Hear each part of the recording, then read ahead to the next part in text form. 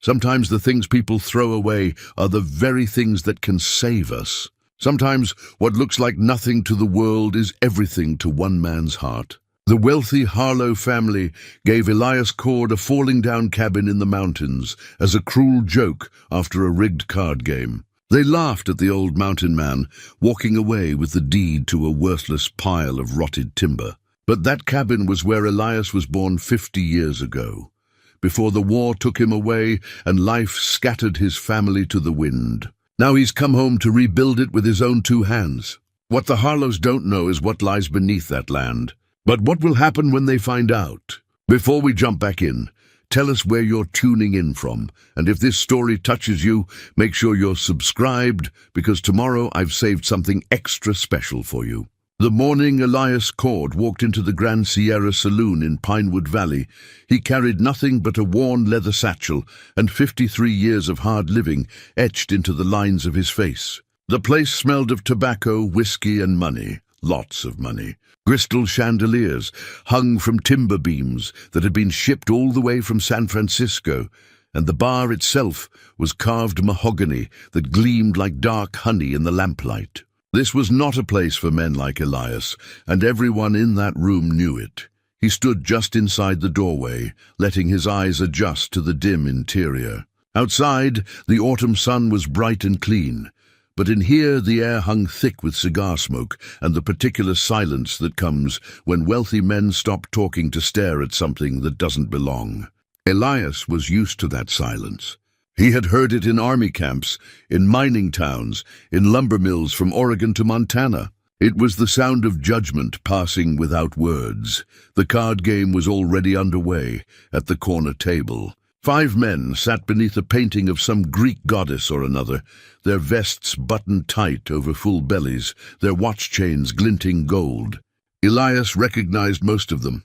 There was Chester Harlow, the patriarch of the valley's wealthiest family, a man who owned the lumber mill, half the railroad spur, and most of the land between the valley floor and the high country. Beside him sat his son, Garrett Harlow, a younger version of his father, but with meaner eyes and a quicker temper. The others were merchants and land speculators, men whose hands had never known real work, but who somehow controlled the destiny of everyone who did. Chester Harlow looked up as Elias approached, and a slow smile spread across his ruddy face. "Well, well," he said, loud enough for the whole saloon to hear. "Look what the mountain wind blew in. Elias Cord, as I live and breathe. Haven't seen you down here in what, 5 years?" "6, Elias said quietly. His voice was rough from disuse, like a tool left out in the weather. "Maybe 7. Time flies when you're having fun, I suppose." Chester gestured to an empty chair with his cigar. "We heard you were back in the territory. Heard you were trapping up near Copper Creek." "Was," Elias said. He didn't sit down. "Beaver's mostly gone now. Moved on. Everything moves on, friend." Chester took a long pull from his whiskey. "Progress. That's what they call it. The old ways don't work anymore. Railroad's coming through next spring. Going to change everything up here. You ought to think about settling down, finding some real work. Man your age shouldn't be sleeping under pine trees." The other men chuckled, but Elias just stood there, patient as stone. He had not come here for advice or sympathy. He had come because word had reached him 3 weeks ago, carried by a supply wagon driver, that Chester Harlow had been asking about him, wanted to see him about an opportunity. That was the word the driver had used, opportunity. In Elias's experience, when wealthy men talked about opportunities for poor men, it usually meant someone was about to get swindled. But Elias had also learned, over a lifetime of hard lessons, that sometimes you had to walk into the trap to spring it. Sometimes the only way through was straight ahead. "Heard you wanted to see me," Elias said. "I did indeed." Chester leaned back in his chair, making it creak under his weight. "Got a proposition for you. A business arrangement, you might say." He paused for effect, looking around at his companions. "How'd you like to own some property? Become a landowner? A man of substance?" The other men were grinning now, in on whatever joke was about to unfold. Elias said nothing, just waited.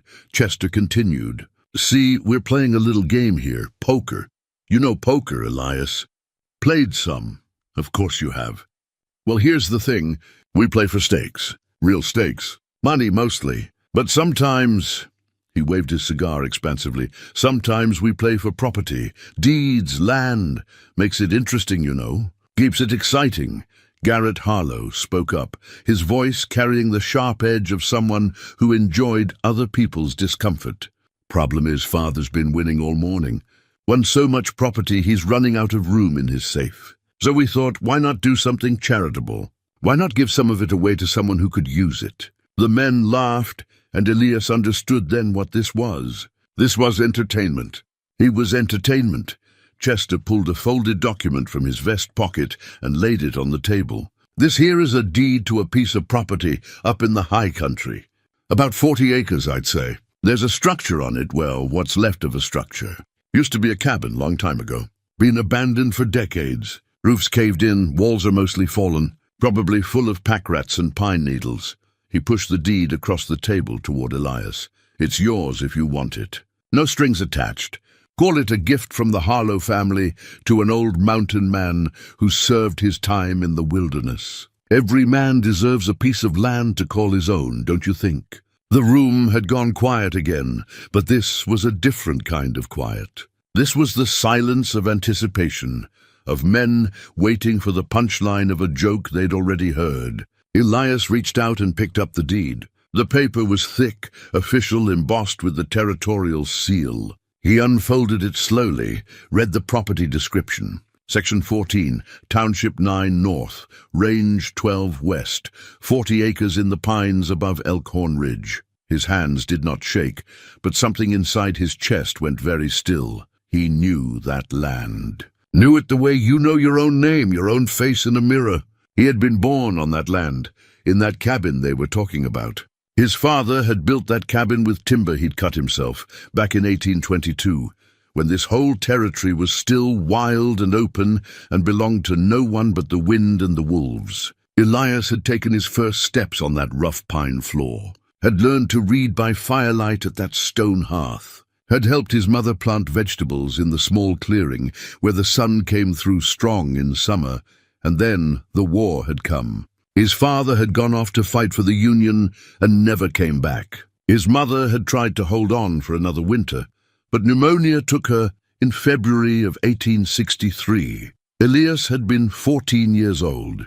The cabin had passed into other hands. He had never known whose, and he had drifted, orphaned and rootless through the years that followed. The army, the mines, the trap lines, the lumber camps, always moving, never settling, carrying that cabin with him like a ghost that wouldn't rest. And now, here it was, the deed to his own birthplace, being handed to him as a joke by men who had no idea what they were giving away. Elias looked up from the document and met Chester Harlow's eyes. The older man was smiling, waiting for protest or gratitude or confusion, any reaction that would justify the entertainment value of this moment. "I'll take it," Elias said simply. Chester blinked. Well, of course you'll take it. I'm giving it to you. That's the whole point. Need you to sign it over proper," Elias said. Legal-like. In front of witnesses. Something flickered across Chester's face, surprise perhaps, or the first shadow of doubt. But he was in too deep now, and his audience was watching. He gestured to the bartender. "Henry, bring your pen and ink over here. We're doing business." The bartender, a thin man with nervous eyes, brought writing supplies to the table. Chester signed the deed with a flourish, then pushed it toward two of the other card players who signed as witnesses. The whole time the men kept grinning, kept exchanging glances. When it was done, Chester handed the deed to Elias with a little bow. "There you are, friend. You're now the proud owner of 40 acres of worthless mountain land and a pile of rotten wood. Congratulations. Try not to spend it all in one place." The men erupted in laughter. Garrett Harlow slapped the table. "A real fixer-upper, as they say. Better get started before the next snow. Winters are hard up that high." Elias folded the deed carefully and placed it in his satchel. He looked at each man in turn, his gaze steady and without anger. Then he touched the brim of his hat. "Gentlemen," he said. "Much obliged." He turned and walked out of the saloon, back into the clean autumn sunlight. Behind him, the laughter continued, rolling out through the open door like smoke. Someone called out, "Don't forget to send us an invitation to the housewarming."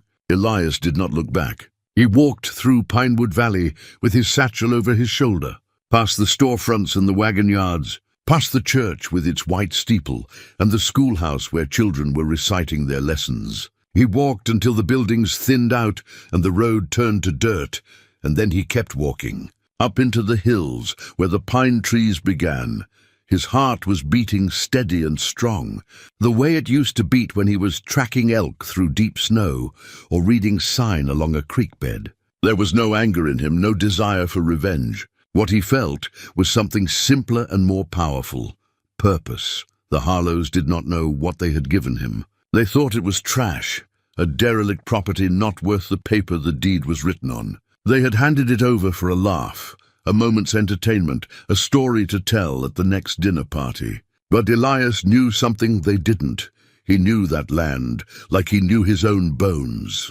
Every spring, snowmelt came down from the high peaks and ran through that property in 3 separate streams, cold and clean and constant. Every summer, the meadow on the south slope turned purple with lupine and yellow with arrowleaf balsam root. There were stands of old-growth pine on the northern edge, trees that had been growing since before white men came to this valley, straight and tall and perfect for timber. And beneath it all, running through the bedrock in a wide vein, was something else, something his father had discovered the summer before the war, but had never had time to develop. Copper. Rich copper ore, deep enough and pure enough to be worth a fortune if a man had the will to dig it out. His father had told him about it the last time Elias had seen him alive, the morning he left for the war. "Don't tell nobody about this, son," his father had said, kneeling beside the small prospect hole he dug near the northeast corner of their property. "Not till I get back. This is our future. This is what's going to make us secure." But his father had never come back. And his mother had died, not knowing what lay beneath her feet. And Elias had been too young and too scattered by grief to remember clearly where that prospect hole was, or even if it was real. But now he had time. He had nothing but time, and 40 acres to search. Let the Harlows laugh. Let them toast their cleverness and tell their stories. Elias Cord had come home. It took Elias 2 days to reach the cabin.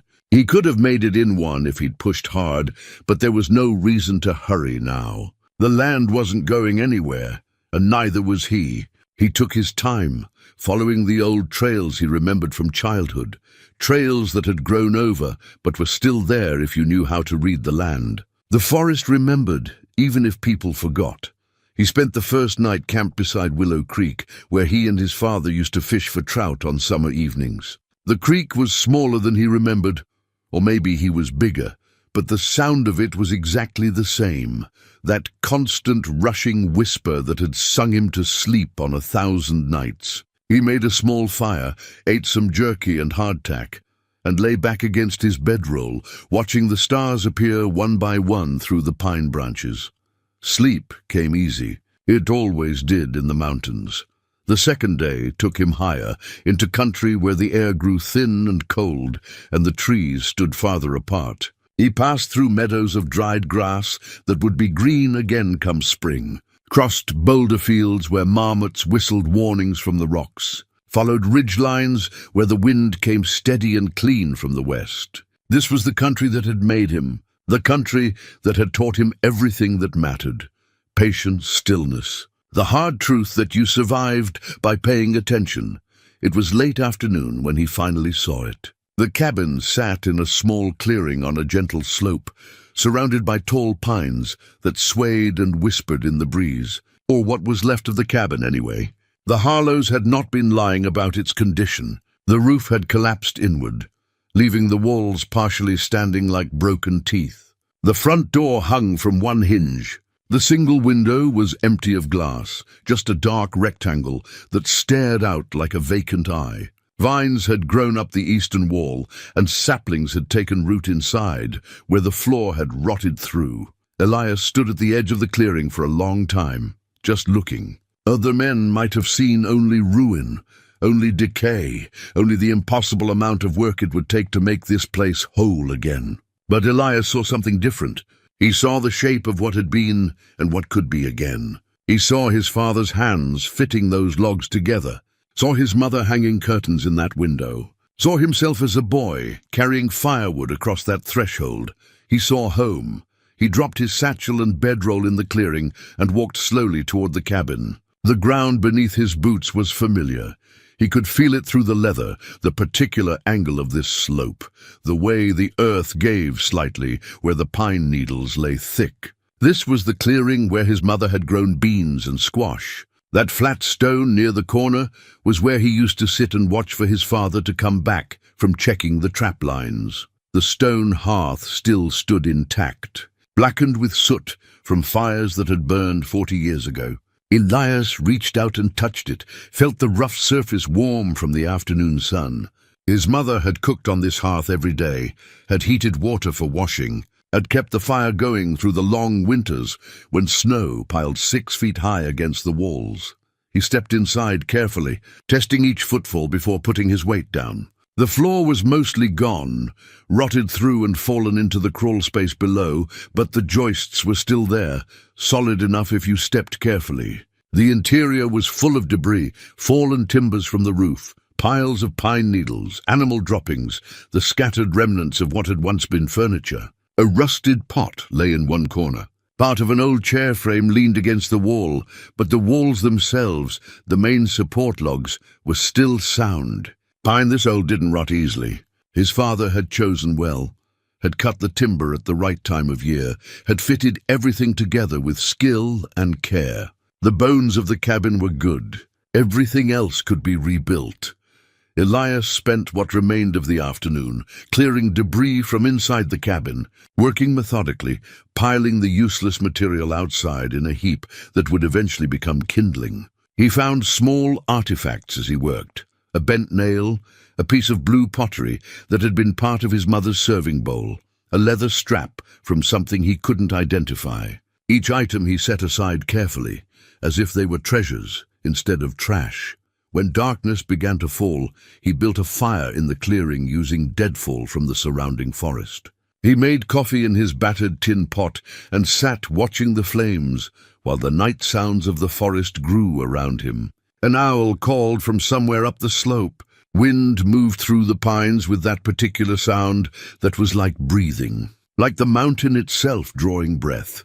This was the first night in 40 years that Elias Cord had slept on his own land. He woke before dawn, as he always did, and lay in his bedroll watching the sky lighten above the trees. The air was sharp and cold, his breath visible in small clouds. Frost had formed on the grass during the night, turning the clearing silver in the early light. He made more coffee, ate some more of his dwindling supplies, and sat thinking about everything that needed to be done. The list was long. He would need to shore up the walls, replace the roof entirely, rebuild the floor, replace the door and window. He would need tools, good tools, not the few basic items he carried. He would need materials, lumber, nails, glass, stones for repairing the hearth. He would need time, weeks or maybe months of steady work.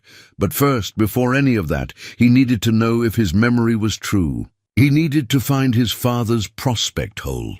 He spent the morning walking the property, pacing off boundaries, trying to match his childhood memories to the present landscape. 40 years was a long time. Trees had grown, rocks had shifted, the land itself had changed in subtle ways. But certain things remained constant. The angle of the ridgeline to the north, the way the 3 streams converged in the lower meadow, the shape of a particular granite outcropping that looked like a sleeping bear. His father had dug the prospect hole somewhere near the northeast corner of the property, not far from that granite outcropping. Elias remembered walking there with him, remembered his father's excitement as he showed his young son the greenish rock with the copper running through it. See that, Elias? That's our future right there. That's what's going to make us rich. But where exactly? The forest was thick here, and the ground was covered with pine needles and decades of accumulated debris. Any hole his father had dug would have filled in long ago, hidden by time and weather. Elias searched methodically, working in a grid pattern, examining the ground carefully for any sign of disturbance. any depression or mound that might indicate digging from long ago. The work was slow, painstaking. Hours passed. The sun climbed higher, then began its descent toward the western peaks. He was about to give up for the day when he saw it. A slight depression in the ground near the base of the granite outcropping, partially hidden by a fallen log. It was subtle, easy to miss, just a gentle bowl in the earth about 3 feet across. Elias knelt beside it and began clearing away the debris with his hands. The pine needles came away easily, and beneath them was a layer of decomposed leaves and dirt. He dug deeper, using a flat rock as a makeshift shovel. 6 inches down, his rock struck something solid. Not more rock, but something different, wood. He cleared around it carefully and found the remains of old timber planks, rotted and falling apart, but clearly placed there deliberately. His father had covered the prospect hole with boards to keep animals from falling in. Elias's heart began to beat faster. He pulled away the rotted planks, pulled away more dirt and debris, and there it was, a hole perhaps 4 feet deep, its sides still showing the marks of the shovel that had dug it all those years ago. And at the bottom, exposed where his father had left it, was a seam of rock running through the bedrock. Even after 40 years, even in the dim light beneath the trees, Elias could see the greenish tint, could see the veins of reddish metal running through the stone. Copper, just like his father had said. Real, honest copper, and by the look of it, a substantial deposit. Elias sat back on his heels and let out a long breath. For the first time since the war, since his mother died, since he lost everything and became a wanderer with no fixed place in the world, he felt something solid beneath him. Something real, something that was his. The Harlows had given this to him as a joke. They had mocked him, laughed at him, handed him what they thought was worthless land and a pile of broken timber. They had no idea what they'd done. No idea at all, but they would learn. Eventually they would learn. For now, though, Elias had work to do. He had a cabin to rebuild and a life to reclaim. The copper could wait. First, he needed a roof over his head and walls that would keep out the winter. First, he needed to make this place a home again. He covered the prospect hole carefully, replacing the debris so it looked undisturbed, and headed back toward the cabin as the sun set behind the mountains, painting the sky in shades of gold and crimson. The next morning, Elias walked back down to Pinewood Valley to buy supplies. His funds were limited, $37 saved from 3 seasons of trapping, plus another $12 he'd earned helping a rancher move cattle last spring. $49 total. Not enough to rebuild a cabin properly, but enough to start. The general store was run by a man named Samuel Potter, who'd been running it since before the war. He was one of the few people in the valley who'd ever treated Elias with basic human decency. And when Elias walked through the door that morning, Samuel looked up from his ledger and nodded. "Elias Cord, heard you were back in the territory." Samuel was a thin man with spectacles that sat crooked on his nose. "Heard something else too. Heard the Harlows gave you that old wreck up on Elkhorn Ridge." "They did, as a joke, I'm guessing. That was their intention." Samuel studied him for a moment, then nodded slowly. "But not yours." "No, sir. Not mine. What do you need?" Elias had made a list in his head during the walk down. "Nails. 2 pounds of 6-penny, 1 pound of 10-penny. Hammer, if you've got one cheap. Saw. Hand plane, if the price is right. Some oakum for chinking. A length of canvas for temporary roofing. 50 feet of rope." Samuel wrote it all down, then looked up. "That's going to run you close to $20. You got $20? "I do. What about food?" "You planning to live up there while you work?" "I am. Then you'll need provisions. Flour, beans, salt, coffee, maybe some bacon." "That's another $10-12 right there." Elias did the arithmetic in his head. $32, maybe $35 with everything. That would leave him $14, maybe less. Not much of a cushion, but he'd lived on less. "I'll take it all," he said. Samuel began pulling items from the shelves and storeroom, stacking them on the counter. As he worked, he said, "You know that cabin's been abandoned for close to 40 years. Roof's gone, floors rotted through. Walls are probably full of carpenter ants and dry rot. I know, going to be a hard job for one man. Most jobs are. Samuel wrapped the items carefully, tying them into manageable bundles. When everything was assembled, he tallied the cost on a piece of paper. "Comes to $33.40. Elias counted out the money carefully, laying the bills and coins on the counter. Samuel took it without comment, then reached under the counter and pulled out a small cloth sack. "This here's some sourdough starter. My wife made it. You'll need it if you're baking bread up there. No charge. Much obliged." And Samuel paused, choosing his words carefully. "I don't know what the Harlows are up to, giving you that property. But I've known Chester Harlow for 30 years, and I've never seen him do anything charitable without some angle behind it. You watch yourself." "I will."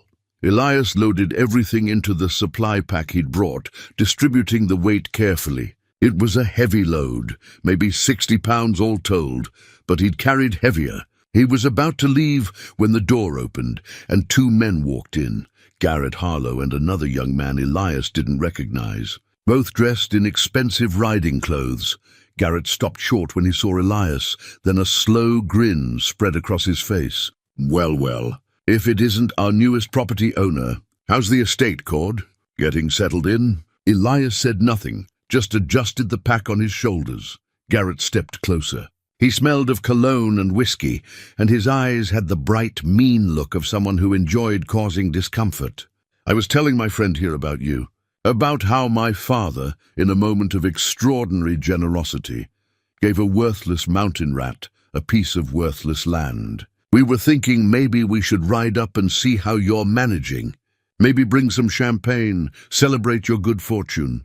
"No need," Elias said quietly. "Oh, but I insist. It's not every day a man becomes a landowner. That's worth commemorating, don't you think?" Garrett turned to his companion. "What do you say, Thomas? Should we ride up there tomorrow? See how our friend is doing with his mansion in the pines?" The other young man laughed uncertainly, glancing between Garrett and Elias. "I suppose we could—" "Actually," Samuel interrupted from behind the counter, "I need to speak with you about your father's account, Garrett." "It's somewhat urgent." Garrett's smile faded. "What about it?" "Perhaps we could discuss it privately." For a moment Garrett looked like he might refuse, but something in Samuel's expression made him reconsider. He shot Elias one more contemptuous look, then followed Samuel into the back room. Elias nodded his thanks toward where Samuel had been standing, then walked out into the morning sunshine. The climb back up to the cabin took most of the day with the heavy pack. Elias moved steadily, resting when he needed to, drinking from the streams he crossed, letting his body find its rhythm. This was the kind of work he understood, simple, physical, purposeful. One foot in front of the other until you reached where you were going. He arrived back at the cabin in late afternoon and immediately set to work. The first priority was shelter. He couldn't rebuild the roof properly yet. That would require cutting and trimming logs, which would take weeks, but he could create something temporary that would keep off the rain and snow. Using the rope and canvas, he rigged a makeshift covering over one corner of the cabin where the walls were most intact. It wasn't pretty, but it would do. Beneath this shelter, he could sleep dry and store his supplies. It was enough. As darkness fell, he made a simple meal of fried bacon and pan bread, using some of the flour and Samuel's sourdough starter. The bread came out dense and slightly burnt, but it tasted better than anything he'd eaten in months. Maybe it was the mountain air. Maybe it was knowing he was eating on his own land, by his own fire, in the place where he was born. Or maybe it was just that. For the first time in longer than he could remember, Elias Cord had something to work toward. Not just survival, not just getting through another season, but something real, something permanent.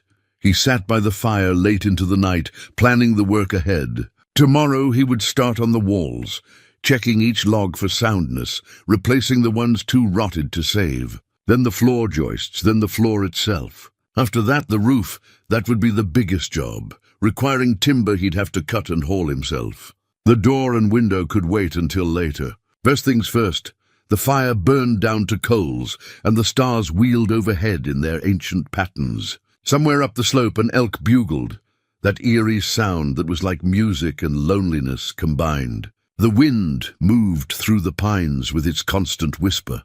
Elias pulled his blanket around his shoulders and lay back, feeling the hard ground beneath him, feeling the weight of the mountain at his back. This was where he belonged. This was where he'd always belonged, even during all those years of wandering. He'd just needed time to find his way home. Tomorrow the real work would begin. Tomorrow he would start building the life he should have had 40 years ago. The Harlows could laugh all they wanted. Let them ride up here if they chose. Let them mock and jeer. It wouldn't change anything. It wouldn't stop him. Nothing would stop him now. The work fell into a rhythm over the next 2 weeks. Elias woke each morning with the first light, made coffee and a simple breakfast, then worked until the sun began to set behind the western peaks. His hands, already calloused from years of hard living, grew harder still. His shoulders ached at night, and his back complained when he rose each morning. But these were good pains, the kind that came from building something instead of just surviving. He started with the walls, testing each log systematically. Most were sound, the old-growth pine having weathered the decades better than newer wood would have. But some had rotted where water had gotten in, and these he marked for replacement. Cutting new logs meant hiking up the slope to where the big pines grew, selecting trees of the right size and straightness, felling them with the hand axe he'd brought, then trimming and hauling them back down. It was slow, exhausting work, but Elias didn't mind. Each log he placed was one more piece of the cabin restored, one more step toward completion. On the 5th day, he had a visitor. He was working on the eastern wall, fitting a new log into place where a rotted one had been, when he heard the sound of a horse approaching through the trees. Elias straightened, wiping sweat from his forehead, and watched as a rider emerged into the clearing. It was a woman, perhaps 35 years old, sitting straight in the saddle with the confidence of someone who'd spent a lifetime on horseback. She wore practical riding clothes, split skirt, boots, a leather jacket against the autumn chill, and her dark hair was pulled back in a simple braid. Her face was weathered by sun and wind, with lines around her eyes that suggested she smiled often, though she wasn't smiling now. "Mr. Cord?" she called out. "That's right." She dismounted smoothly and walked toward him, leading her horse. "I'm Sarah Winters. I run the ranch down in the valley, about 5 miles east of the Potter store." Elias nodded. He'd heard the name. The Winters Ranch was one of the older spreads in the territory, running cattle and some horses. "What can I do for you, Mrs. Winters?" "Miss Winters," she corrected. "I'm not married, and I'm here because I heard about what the Harlows did, giving you this property as some kind of joke. I wanted to see it for myself." "Well, you're seeing it." She looked around the clearing, taking in the partially restored cabin, the neat piles of timber, the makeshift canvas shelter. Her expression was thoughtful. "They said you were wasting your time up here. Said this place was beyond salvaging. They said a lot of things. I imagine they did." She walked closer to the cabin, examining the work he'd done. "You're doing this all yourself?" "I am. That's ambitious." "This is a big job for one person. It's my job. I'll manage." She turned to face him, and he saw something in her eyes that he hadn't expected. Respect. "I believe you will," she said. "I came up here thinking I might find some foolish old man trying to prove something. But this," she gestured at the cabin, "this is real work." "Good work." Elias didn't know what to say to that, so he said nothing. Sarah continued, "I should tell you why I'm really here. The Harlows have been buying up land all over this valley for the past 10 years. They've pushed out 6 small ranches, bought properties for pennies on the dollar when people got desperate. They own the lumber mill, the railroad spur, most of the water rights. They're trying to control everything. I know the type. Then you know they didn't give you this property out of generosity. They're planning something. I don't know what, but Chester Harlow doesn't do anything without a reason. Maybe so. But the deed's legal. Samuel Potter witnessed it. The land's mine now, whatever their reasons were. Legal, yes. But that doesn't mean they can't make trouble for you. Chester has influence. He has money. If he decides he wants this land back, he won't get it." Sarah studied him for a long moment, then nodded slowly. "I believe that too." She walked back to her horse, gathering the reins. I should go. But I wanted you to know, if you need help, if the Harlows start causing problems, you can come to me. I'm not afraid of them, and I have some influence of my own in this valley. Why would you help me? You don't know me. No, I don't. But I know the Harlows. I know what they've done to good people in this valley. And I know what it looks like when a man is trying to build something honest. She swung up into the saddle with easy grace. Besides, anyone who makes Chester Harlow angry can't be all bad. She smiled then, and Elias found himself almost smiling back. One more thing, Sarah said. Winter comes early up this high. You've got maybe 6 weeks before the first big snow. If that roof isn't on by then, you're going to have a hard time. I know. Do you have enough supplies? Enough food to last? I'll manage. She looked at him with that same appraising expression, then nodded. I'm sure you will. Good luck, Mr. Cord. She turned her horse and rode back into the trees, disappearing as quietly as she'd come. Elias stood watching until the sound of hoofbeats faded completely, then returned to his work.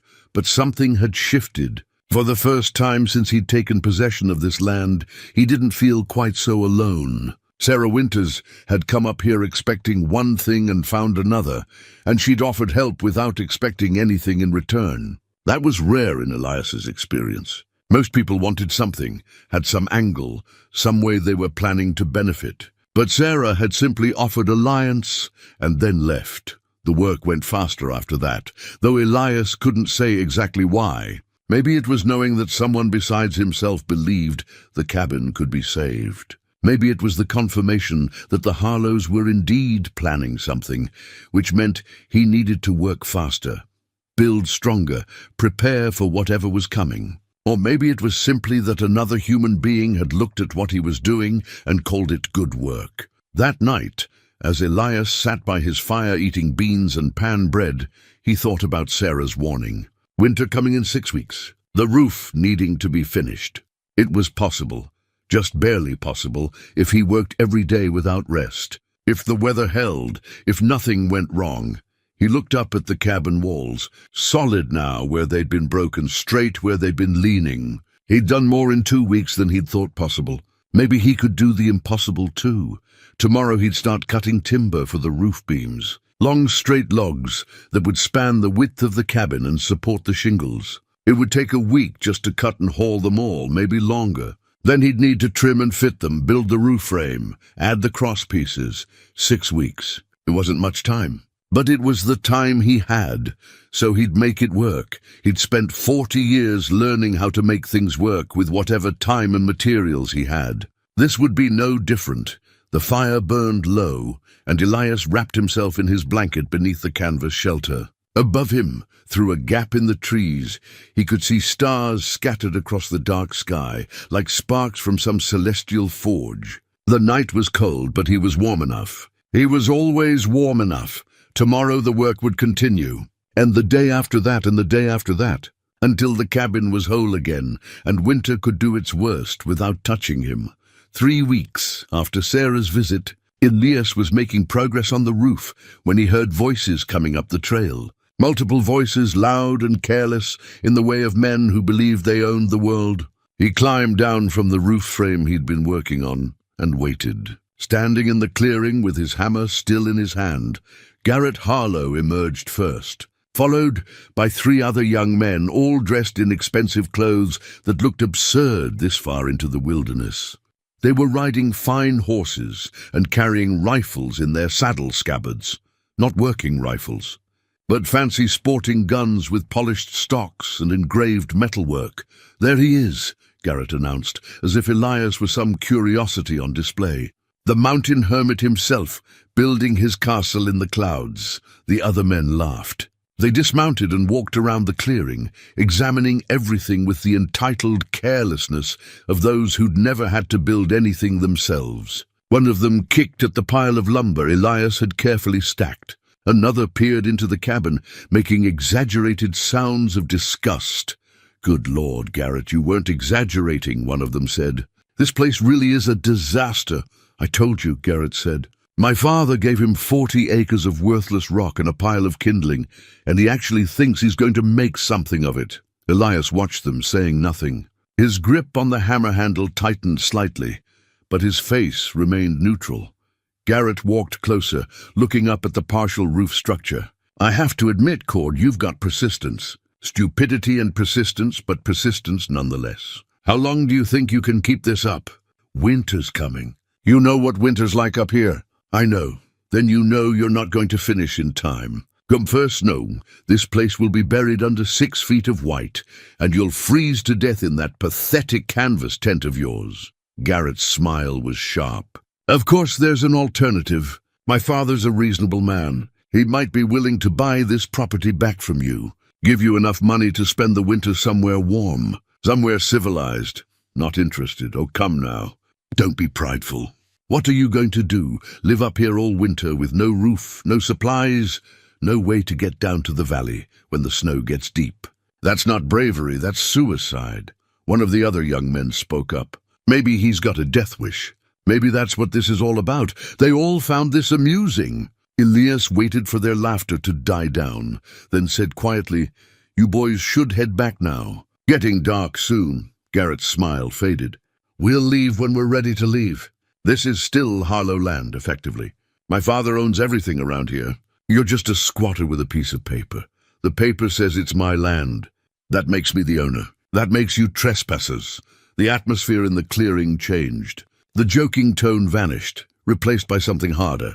Garrett took a step forward, and Elias noticed that the other men had positioned themselves in a loose semicircle. This had been planned, he realized. They hadn't come up here just to mock him. They'd come to intimidate him, to drive him off. "Listen carefully, old man," Garrett said, his voice low. "You're making a mistake. My father gave you this land as a joke, but the joke's over now. We want it back. You can take the offer and leave with some dignity and some money in your pocket, or you can refuse and find out what happens to people who don't cooperate with the Harlow family." Elias met his gaze steadily. "I'm not leaving. Then you're a fool, maybe so. But I'm a fool with legal title to 40 acres, and you're still trespassing." For a moment, Elias thought Garrett might actually do something violent. The young man's face flushed red, and his hand moved toward his belt, where a pistol hung in a holster. But then one of his companions touched his arm and said, "Let it go, Garrett." "He's not worth it." Garrett hesitated, breathing hard, then stepped back. "Fine, freeze to death up here if that's what you want. But don't say we didn't warn you." He turned to his horse, then paused and looked back. "Oh, and Cord, that copper you think you found? My father knows all about it. He's known about it for years. That's why he gave you this land, because it's worthless. The copper deposit is too deep, too scattered, not worth the cost of extracting. So whatever dreams you're nursing about striking it rich, you can forget them." The words hit Elias like cold water. He kept his expression neutral, but inside, something went still. They knew. Somehow they knew about the copper. Garrett saw something in his face and smiled again. "Didn't think we'd figured it out, did you? My father's not stupid. He knew your father back before the war. Knew he was prospecting up here. After your family left, father had his own people come up and assay the deposit. Not worth mining. Not worth anything." He mounted his horse. "So you rebuild your little shack if you want. You're still just a poor man on worthless land, and you always will be." They rode off, leaving Elias standing alone in the clearing as the sun set behind the mountains. He didn't move for a long time. His mind was working through what Garrett had said, examining it from every angle.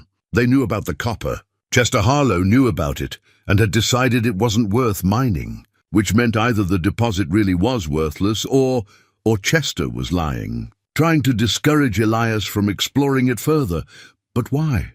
If the copper truly was worthless, why bother coming up here to threaten him? Why offer to buy the land back?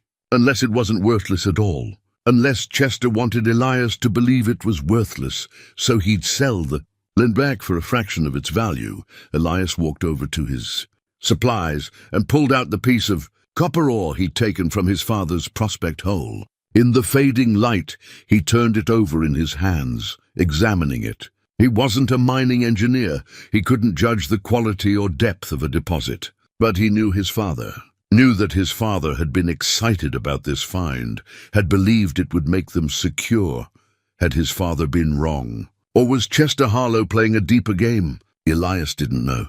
But he knew one thing. He wasn't selling. Not for any price. This land was his by right, by blood, by memory. Whatever lay beneath it, whether copper or nothing at all, didn't matter. He was home, and he was staying.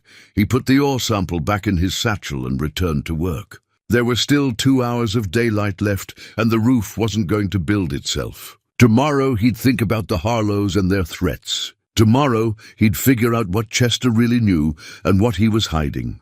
Tonight he had timber to cut and beams to raise. The work was what mattered.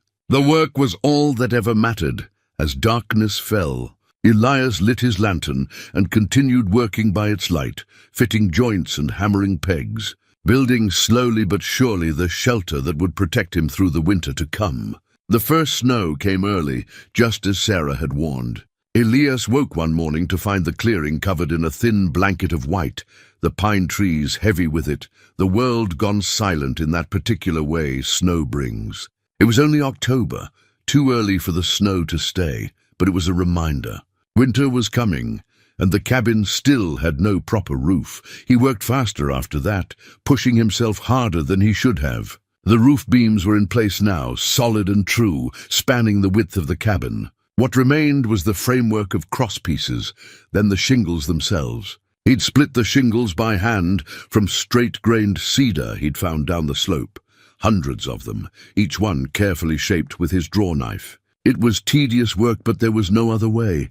His supplies were running low. The flour was nearly gone, the bacon down to a few strips, the coffee almost finished. He'd been supplementing with what he could hunt, grouse, rabbit, one small deer, but he'd need to make another trip down to the valley soon. The problem was time. Every day spent walking to Pinewood and back was a day not spent working on the roof.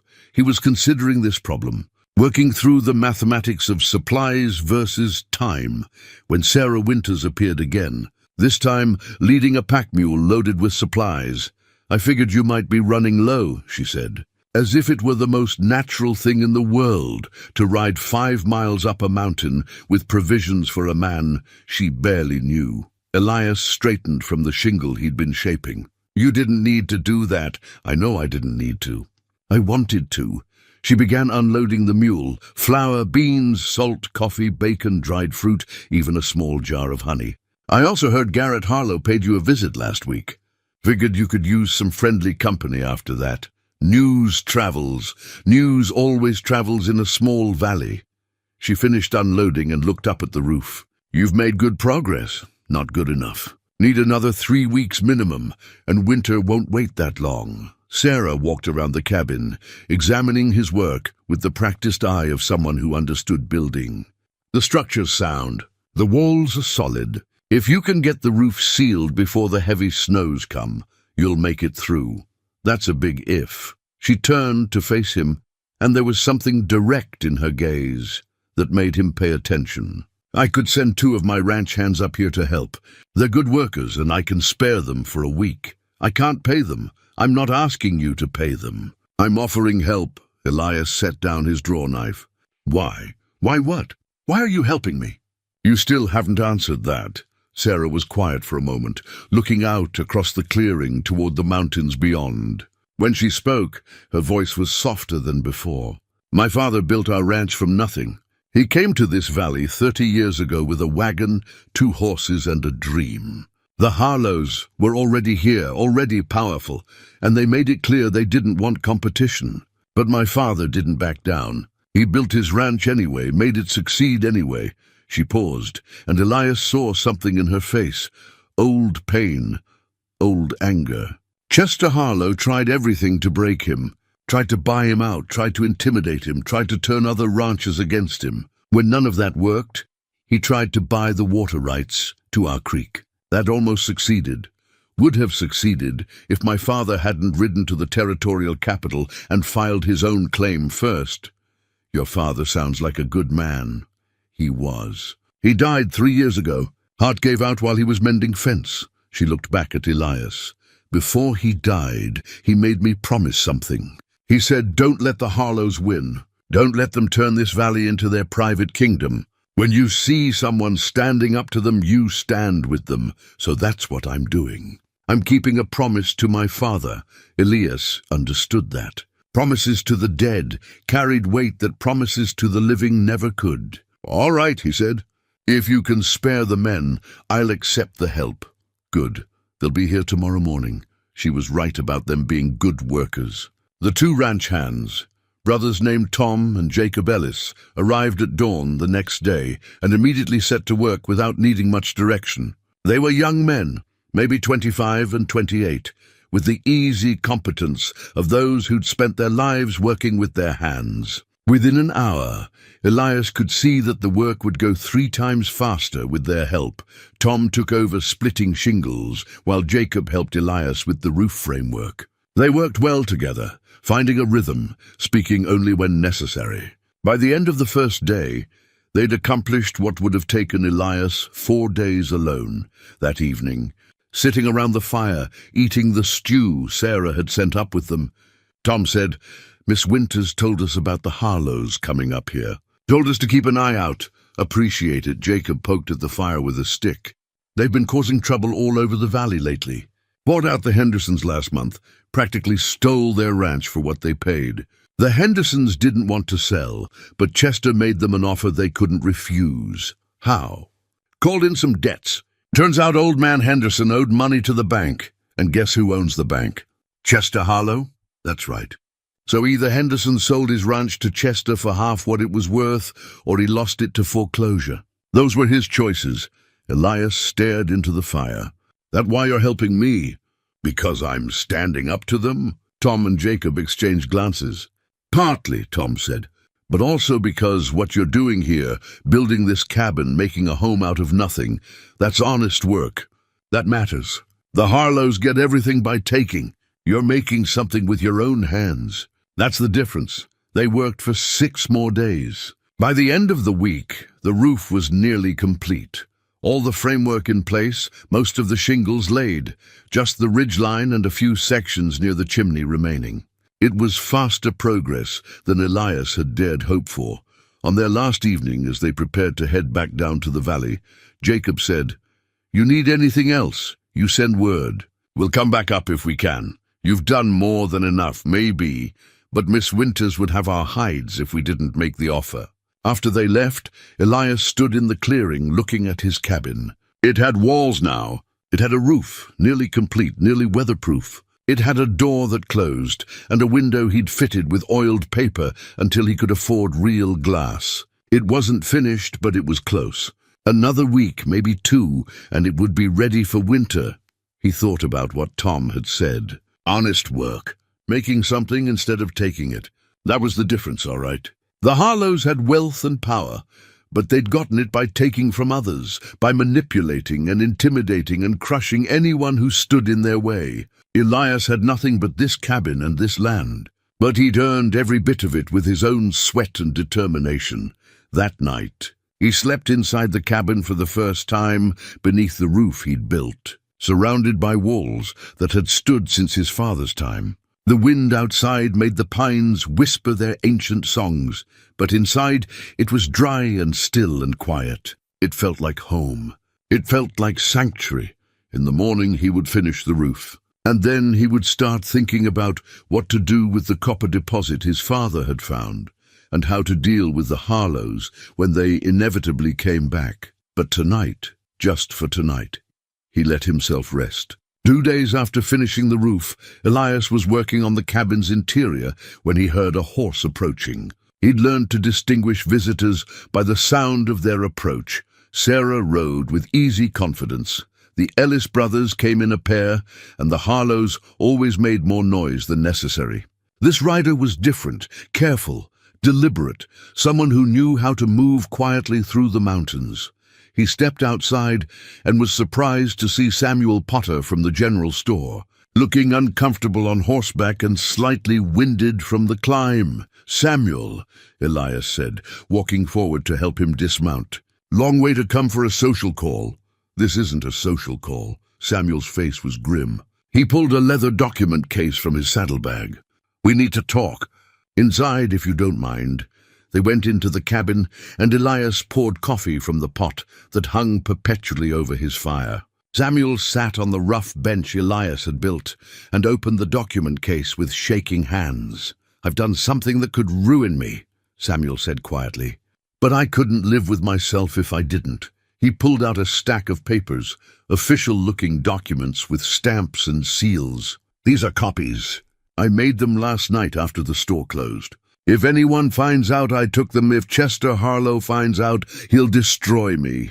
He owns the building my store is in. He could evict me tomorrow if he wanted to. What are they?" "Proof," Samuel said. "Proof of what the Harlows are really after." He spread the documents across the rough table Elias had constructed. 6 months ago, a man came through Pinewood Valley. He was a surveyor working for the Northern Pacific Railroad. He stayed at the hotel for 3 days, asked a lot of questions, took a lot of measurements. Most people didn't think much of it. The railroad's been planning that spur line for years. Samuel pointed to one of the documents. But this surveyor wasn't just planning the rail line. He was doing geological surveys, looking for mineral deposits. And he found something. Elias felt his chest tighten. Copper. More than that. Samuel pulled out another document, a geological assay report. "According to this survey, your property sits on top of one of the richest copper deposits in the territory. Not just a vein, Elias, a major deposit. The kind that could supply ore for decades. The kind that mining companies would pay a fortune for." The room seemed to tilt slightly. Elias sat down heavily on the bench beside Samuel. Chester knew. He was in the hotel the whole time the surveyor was here. They had dinner together multiple times. The surveyor gave him a preliminary report before he left. Samuel pulled out more papers. "These are land transactions. Over the past 6 months, Chester has been quietly buying up every piece of property adjacent to yours. The Morrison place to the north, the old Callahan homestead to the east, the territorial grazing land to the west. He got that through a friend in the capital. He laid out a map, hand-drawn but detailed, showing property lines. Your 40 acres is right in the center. Without your land, the copper deposit is much harder to access. The best approach, the easiest place to sink a mine shaft, is right on your property. That's why he gave it to you as a joke. He thought you'd try to fix the cabin, fail, and give up by winter. Then he could buy it back for next to nothing, claiming he was doing you a favor." Elias stared at the documents, his mind racing. "But I didn't give up." "No, you didn't, and that's become a problem for him." Samuel pulled out one more document. This came in yesterday's mail. It's addressed to Chester Harlow, from a mining company in San Francisco. They're offering to lease the mineral rights to the land around here for $60,000 a year, with an option to purchase for $500,000. The numbers were staggering. Elias had never seen that kind of money, had never imagined seeing it. $500,000 for land Chester had given away as a joke. "There's more," Samuel said. "The railroad spur? It's not going where everyone thinks it's going. The official route goes through the valley floor, but there's an alternate route, one that goes right past your property. That was part of the original survey too. They could bring rail cars right to the mine entrance, ship the copper straight to the smelters. It would make the whole operation 10 times more profitable." Elias stood up and walked to the window, looking out at the clearing, at the land that had been his father's, and was now his again. "Why are you telling me this? Why risk everything?" Samuel was quiet for a long moment. When he spoke, his voice was heavy. "Because 30 years ago, Chester Harlow cheated my brother out of a timber contract that would have saved his business. My brother lost everything, his livelihood, his home, his pride. He died 5 years later, broken and bitter. I've watched Chester do the same thing to dozens of people over the years. I've watched him take and take and take, always hiding behind lawyers and contracts and respectability." He stood up, gathering the documents. "I'm tired of watching. I'm tired of being afraid. You're the first person in years who stood up to him and refused to back down. So I'm giving you these copies. Do what you want with them. But at least now you know what you're really fighting for." Elias turned from the window. "If he finds out you took these, then I'll deal with it. I'm an old man, Elias. I don't have that many years left, and I'd rather spend them knowing I did the right thing than spend them safe and ashamed after Samuel left. Elias sat alone in the cabin, reading through the documents carefully, multiple times, making sure he understood everything.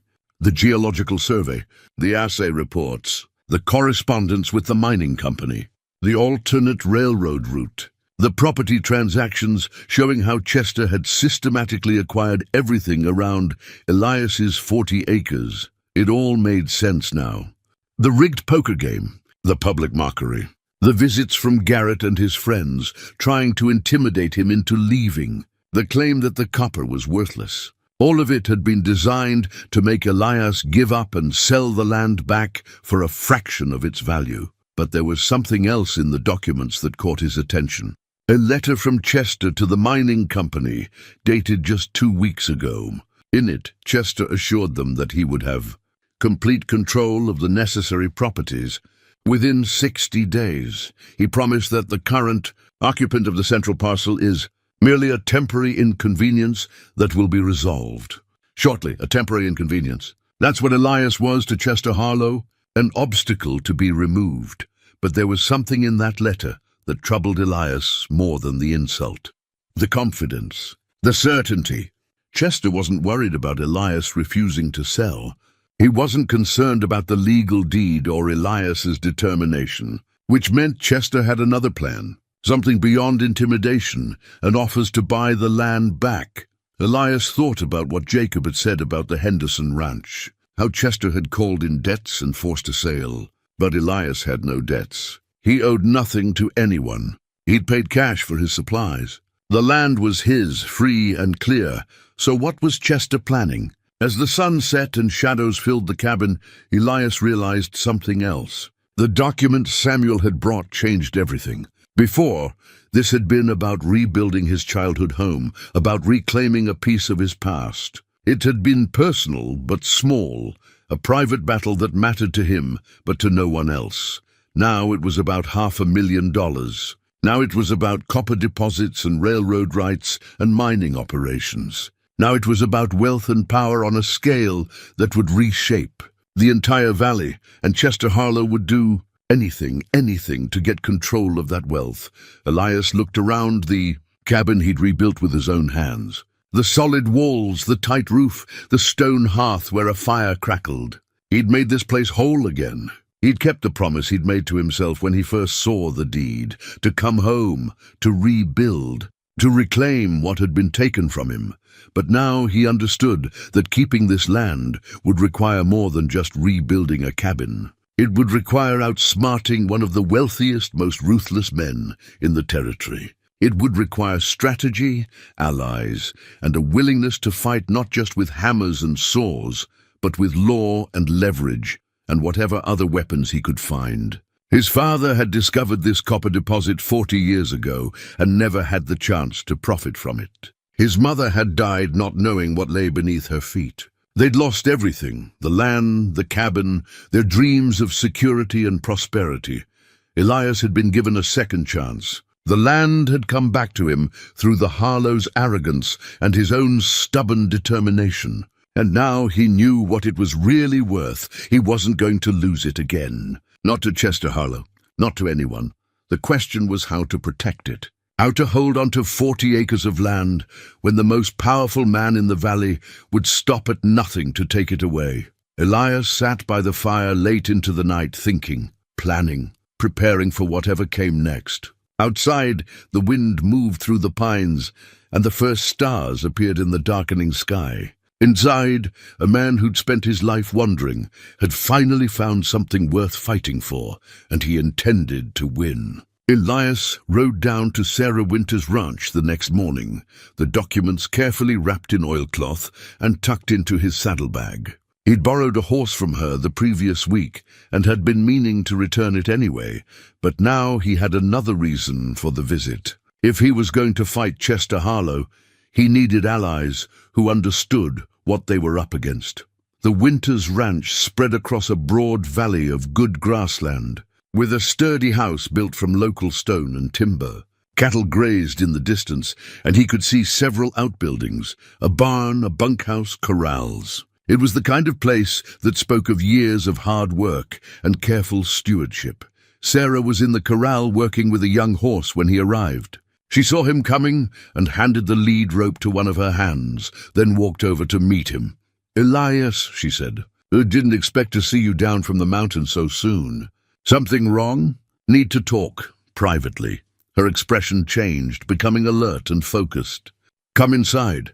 They sat at her kitchen table, and Elias spread out the documents Samuel had given him. He explained everything: the geological survey, the mining company's offer, Chester's systematic acquisition of surrounding properties, the alternate railroad route. Sarah listened without interrupting, her face growing more serious as the full scope of Chester's plan became clear. When he finished, she sat back and let out a long breath. $500,000. That's what they're offering, and Chester thinks he can just take it from you. He's confident about it, too confident. Which means he's got a plan I haven't figured out yet. Sarah stood and walked to the window, looking out at her ranch. "My father told me once that Chester Harlow's greatest strength isn't his money, it's his patience. He'll wait years for the right moment, set up all the pieces carefully, and then strike when you're not expecting it." She turned back to Elias. "The question is, what pieces has he been setting up?" "I've been thinking about that all night. I don't owe him money. The deed is legal and witnessed. I'm not breaking any laws. So what leverage does he have?" "Let me ask around quietly," Sarah said. "I have friends in the territorial office, people who owe me favors. Maybe I can find out what Chester's been doing behind the scenes. I'd appreciate that." She came back to the table and looked at the documents again. "In the meantime, you need to protect yourself legally. These documents Samuel gave you, they're copies, right?" "That's what he said." "Then you need to make more copies and put them somewhere safe. If something happens to you, if the cabin burns down, if Chester sends men to steal them, you need backup records." Elias nodded. He'd been thinking the same thing. "There's something else," Sarah said. "You need to file a mining claim. Officially register your intent to develop the mineral rights on your property. That creates a legal paper trail. Makes it harder for Chester to claim later that the land was never properly developed, or that the mineral rights should revert to him somehow. I don't know anything about filing mining claims. I do. My father filed several back in his prospecting days. I can help you with the paperwork." She paused, studying him carefully. "But Elias, you need to understand something. Once you file that claim, once you make this official, there's no going back. Chester will know you've discovered what the land is worth. He'll know you're not going to sell, and he'll escalate. He's going to escalate anyway." "True, but this makes it open war. Are you ready for that?" Elias thought about his father, who discovered this copper but never lived to profit from it. He thought about his mother, who died in poverty, not knowing what lay beneath their cabin. He thought about 40 years of wandering, of having nothing and being nothing, of watching wealthy men take what they wanted, while people like him survived on scraps. "I'm ready," he said. They spent the rest of the day working on the mining claim paperwork. Sarah had forms and documents from her father's old files, and she walked Elias through each section, explaining what needed to be included, how to describe the property boundaries, how to document the discovery of mineral deposits. It was tedious work, but Sarah was patient and thorough. "The claim has to be filed in person at the territorial office in Helena," she said.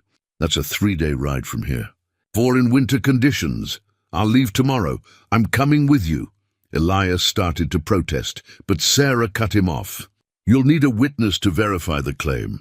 You'll need someone who knows the territorial officials and can navigate the bureaucracy. And frankly, you'll need someone watching your back. If Chester finds out what you're doing, he might try to stop you before you reach Helena." She was right, though Elias didn't like the idea of putting her in danger. But this wasn't just about him anymore. Sarah had her own reasons for opposing Chester Harlow, her own promises to keep. "All right," he said. "We leave at first light." That evening Elias rode back up to his cabin. The sun was setting behind the western peaks, painting the sky in shades of orange and crimson. The cabin looked solid and welcoming in the fading light, smoke rising from the chimney where he'd left a fire burning. This was his home now, truly his, and he was going to fight to keep it. Inside, he gathered what he needed for the trip: dried food, extra ammunition for his rifle, warm clothes for the journey. He made copies of Samuel's documents as Sarah had suggested, wrapping one set in oilcloth and hiding them beneath a floorboard, keeping another set to take with him to Helena. As he worked, he thought about what lay ahead. The trip to Helena would be dangerous enough. Winter was closing in, and the mountain passes could be treacherous. But the real danger would come after they filed the claim. Once Chester knew that Elias understood the land's true value, once he knew Elias was committed to keeping it, he would have to act decisively. What would that action look like? Violence was possible, though Chester usually preferred subtler methods. Legal challenges, perhaps, though the deed was solid. Intimidation, sabotage, spreading lies about Elias to turn the community against him. All of these were in Chester's playbook, or something Elias hadn't thought of yet. Something clever and ruthless that would come at him from an unexpected direction. He slept fitfully that night, waking several times to sounds that might have been wind or might have been men approaching through the trees. Each time he lay still and listened, his rifle within reach, until he was satisfied it was nothing. Morning came cold and clear. Elias packed his saddlebags, banked the fire in the hearth, and locked the cabin door. A new door he'd built himself, with a strong lock he'd purchased in Pinewood. Then he rode down to Sarah's ranch. She was ready when he arrived, dressed for riding in practical clothes, with her own rifle secured to her saddle. They set out immediately, following the main trail that led east toward Helena, 3 days of hard riding away. The first day passed without incident. They made good time, stopping only to rest the horses and eat cold meals. The weather held clear, and the trail was still passable despite the early snow. They camped that night in a sheltered canyon, taking turns keeping watch. The second day was harder. The trail climbed into higher country where snow had drifted across the path. They had to pick their way carefully, sometimes dismounting to lead the horses through deep sections. By evening, they were both exhausted and cold, but they'd covered nearly half the distance. They made camp in a stand of trees near a frozen creek. As Sarah prepared a simple meal over their fire, Elias checked their back trail, looking for any sign that they'd been followed. He saw nothing, but that didn't mean much. A skilled tracker could follow them without being seen. "You're worried," Sarah said, handing him a cup of coffee. "I'm cautious."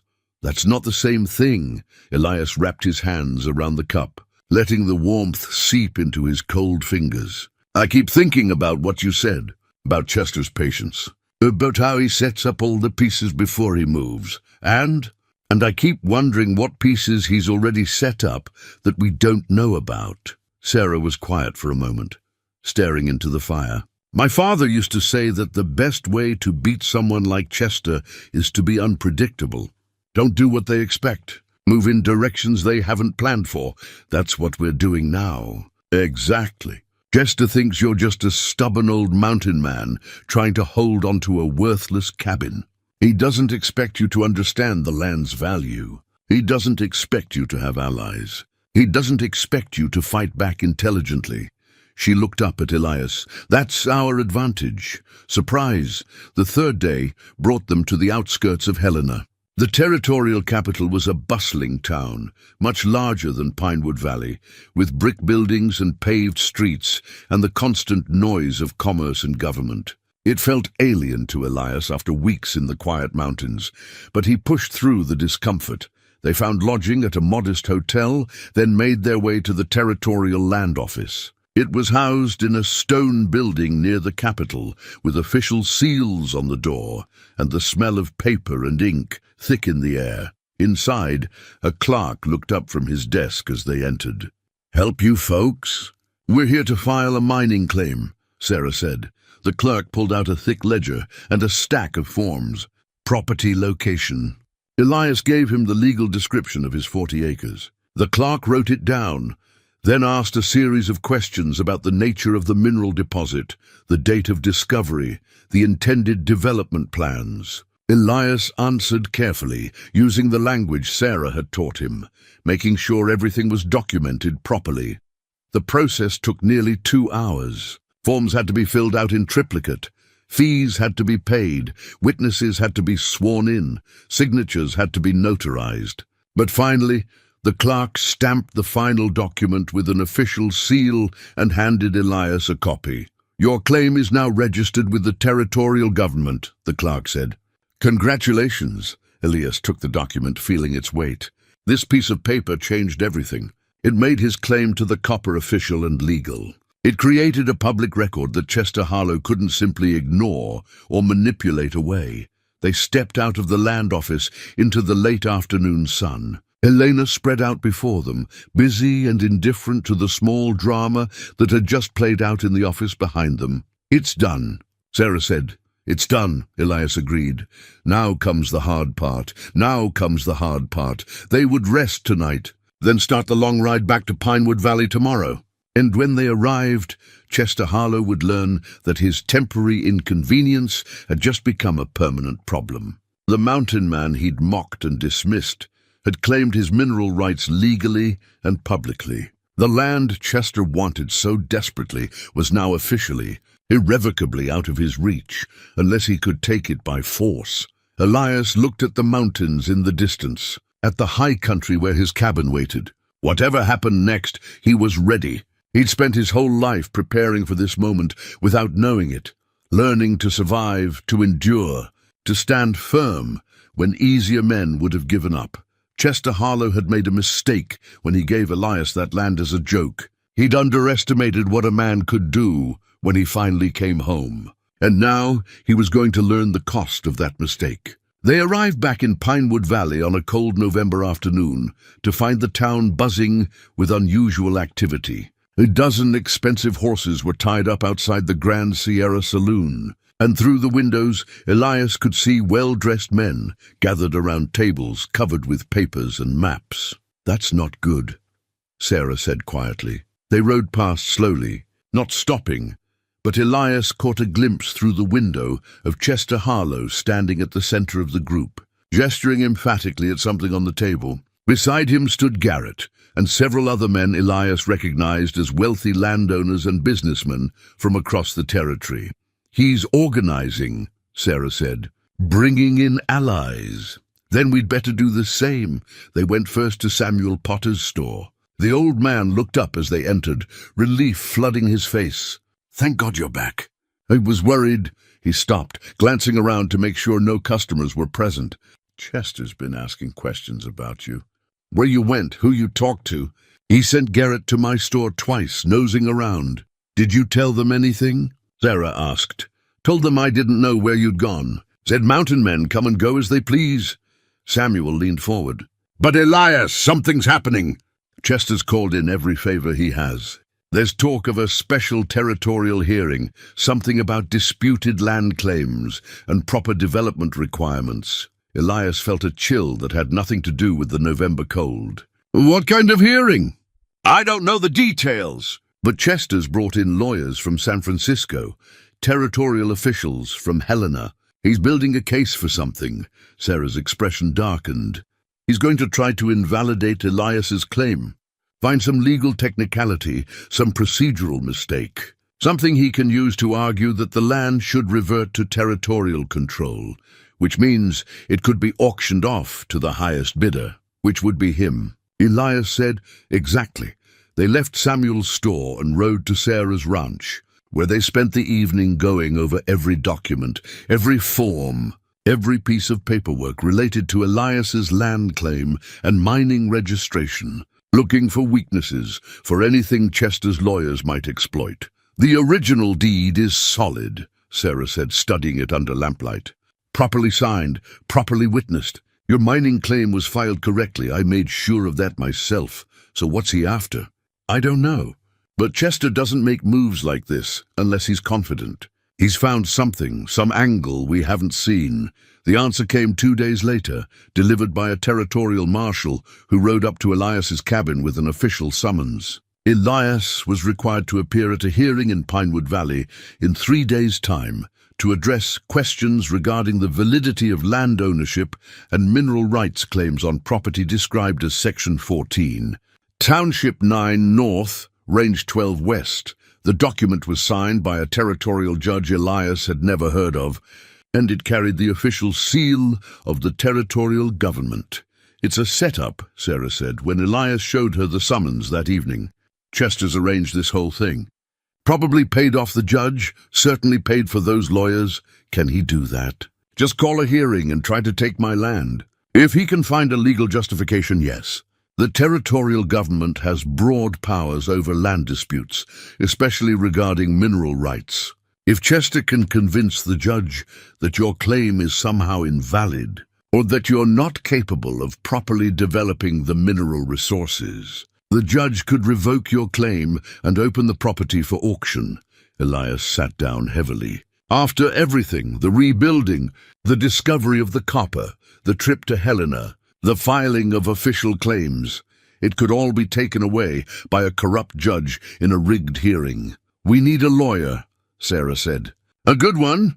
"I can't afford a lawyer." "I can." She held up a hand before he could protest. "This stopped being just about your land the moment Chester started bringing in territorial officials and San Francisco lawyers. This is about whether people like us can stand up to people like the Harlows and have any chance at all. My father would want me to fight this fight."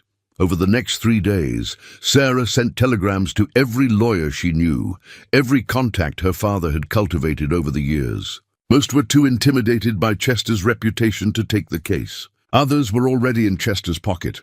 But finally, on the morning of the hearing, a lawyer arrived from Butte, a sharp-eyed woman named Catherine Moore, who specialized in mining claims and had a reputation for not backing down from powerful men. "I've reviewed your documents," Catherine said, sitting in Sarah's parlor the night before the hearing.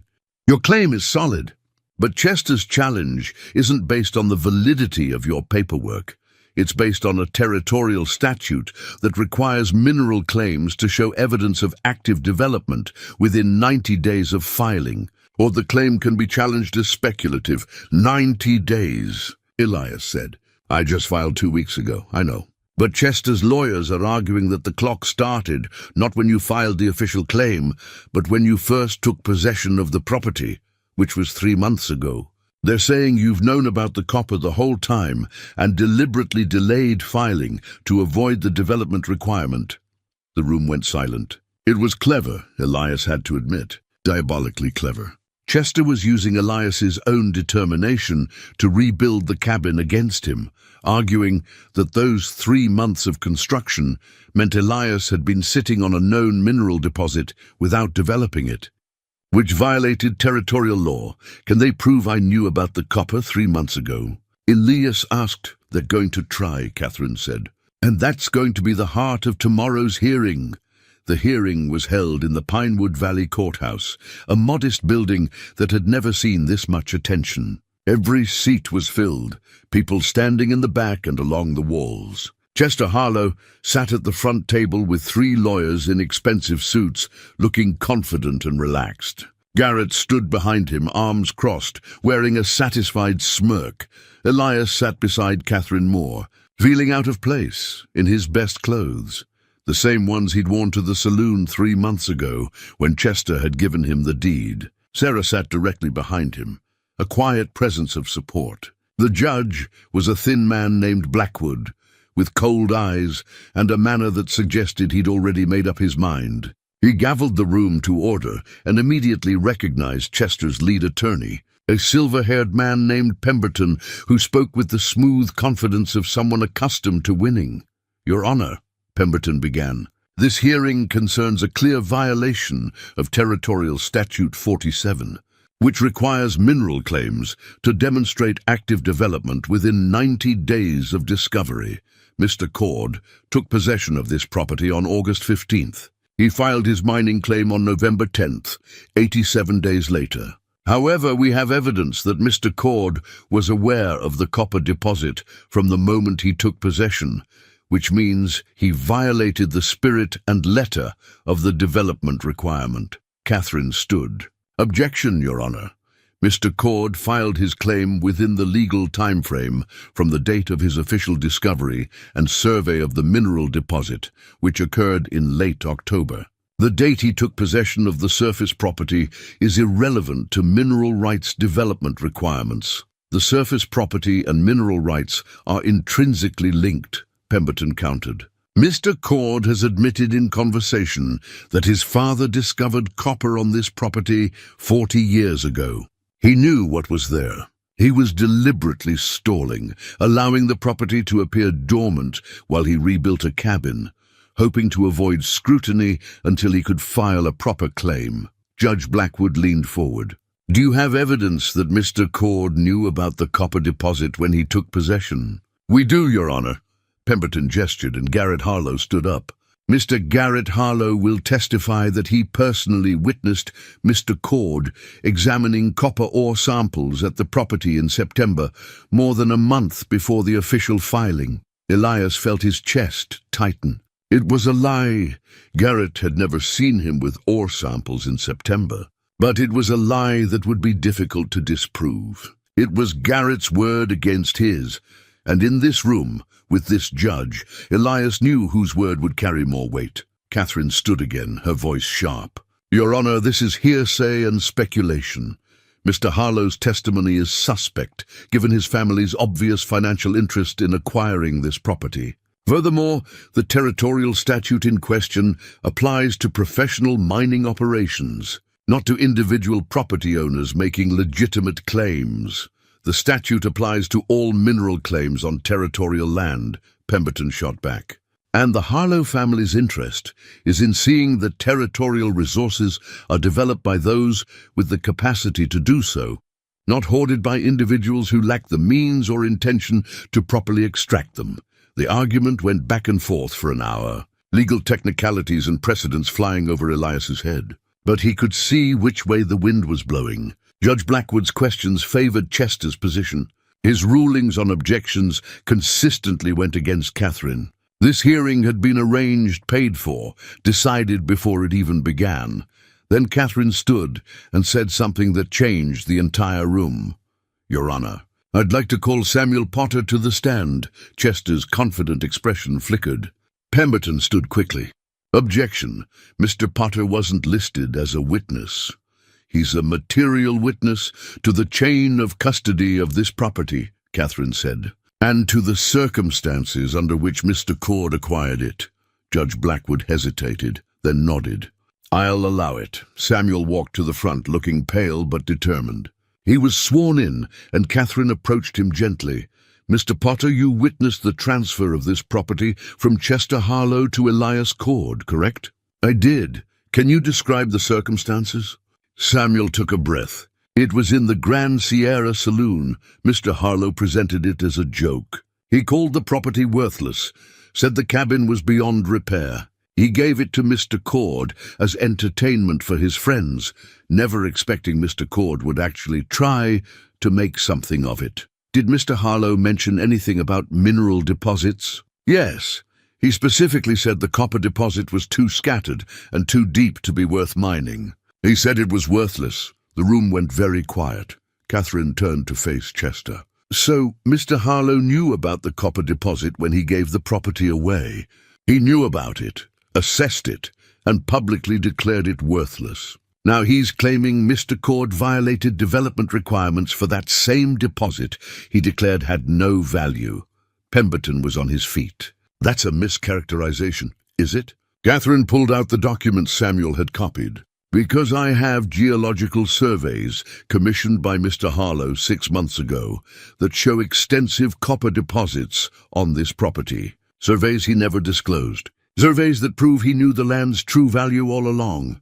Chester's face went red. Garrett took a step forward, then stopped, realizing there was nothing he could do. Judge Blackwood looked at the documents, then at Chester, then back at the documents. For the first time, uncertainty crossed his face. This wasn't going according to plan. "Your Honor," Catherine pressed, "Mr. Harlow orchestrated an elaborate deception. He gave away valuable property as a joke, hoping Mr. Cord would fail and he could buy it back cheaply. When that didn't work, he manufactured this hearing to steal it legally. But the evidence shows that if anyone violated territorial statutes regarding mineral claims, it was Chester Harlow, who knew about valuable deposits and concealed them while manipulating property transfers. The judge was silent for a long moment, trapped between his obligations to Chester and the undeniable evidence now before him. The courtroom held its breath, waiting. Judge Blackwood cleared his throat, and the sound echoed through the silent courtroom. He looked at the documents before him, then at Chester Harlow, then finally at Elias. When he spoke, his voice had lost its earlier certainty, based on the evidence presented, particularly the geological surveys commissioned by Mr. Harlow prior to the property transfer. This court finds that Mr. Cord's mining claim was filed in good faith and within all legal requirements. The challenge is dismissed. He brought down his gavel with a sharp crack. Mr. Cord's claim to both the surface property and mineral rights is hereby affirmed. This hearing is adjourned. The courtroom erupted. Chester Harlow stood abruptly, his face purple with rage, but there was nothing he could say that wouldn't make things worse. His lawyers gathered their papers in tight-lipped silence. Garrett looked like he wanted to overturn the table, but his father grabbed his arm and pulled him toward the door. As they passed Elias, Chester stopped and leaned close. His voice was low, meant only for Elias to hear. "This isn't over." "Yes," Elias said quietly. "It is." Chester held his gaze for another moment, then walked out, his entourage trailing behind him like the remnants of a defeated army. Sarah was there immediately, gripping Elias's shoulder. "You did it. You actually did it," Samuel Potter pushed through the crowd, tears in his eyes. "Your father would be proud," he said. "Lord, he would be so proud." Catherine Moore packed her papers into her case with a satisfied smile. "That was one of the more enjoyable cases I've taken in years. Chester Harlow has bullied this valley for too long. It was time someone stood up to him." Outside, the November sky was bright and cold, the kind of day where the air felt clean and new. Elias stood on the courthouse steps, looking at the mountains in the distance where his cabin waited. He'd come to this valley 3 months ago with nothing but a bedroll and a worn satchel, a man without a home or a future. Now he owned 40 acres of land, a restored cabin, and mineral rights worth more money than he could properly comprehend. But more than that, he'd found something he thought he'd lost forever, a place to belong. People who stood with him, a purpose that went beyond mere survival. "What will you do now?" Sarah asked, standing beside him. "Go home," Elias said. "Finish the work on the cabin. When spring comes, maybe start figuring out what to do with that copper. You could sell the mineral rights to one of the mining companies. Take the money and live comfortably for the rest of your life." "I could." Elias looked at her. "But I think I'd rather develop it myself. Hire local men, pay fair wages, do it right. That's what my father would have wanted." Sarah smiled. "That sounds like a good plan. You'll need help with that." "I expect I will. Then I expect you know where to find me." The weeks that followed were quiet ones. Winter settled over the high country in earnest, snow piling deep around the cabin. But inside, Elias was warm and dry. He'd laid in supplies enough to last until spring, and he spent the long evenings reading by firelight, planning for the future, and occasionally receiving visitors. Sarah, Samuel, Tom, and Jacob Ellis, even Catherine Moore once, checking on her client and enjoying the mountain solitude. Chester Harlow left Pinewood Valley 2 weeks after the hearing, relocating to San Francisco where, rumor had it, his business ventures were not going well. Garrett stayed behind to manage what remained of the family's local interests, but he was diminished somehow, less arrogant, less certain. The power that had seemed so absolute had proven fragile after all. On Christmas Eve, Elias sat by his fire with a cup of coffee, looking around the cabin his father had built and he had restored. The walls were solid, the roof tight, the hearth glowing with warmth. On the mantel sat the deed to the property, the mining claim certificate, and a photograph Samuel had given him, a faded image of his parents standing in front of this very cabin.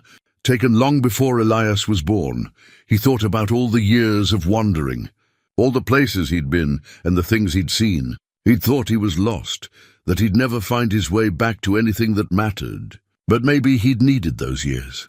Maybe he'd needed to become the kind of man who could stand up to someone like Chester Harlow, who could rebuild what had been broken, who could recognize home when he finally found it again. Outside, snow was falling soft and steady, covering the world in silence. Somewhere in the trees an owl called. The wind moved through the pines with that eternal whisper that had been singing since before his father's time and would continue long after Elias was gone.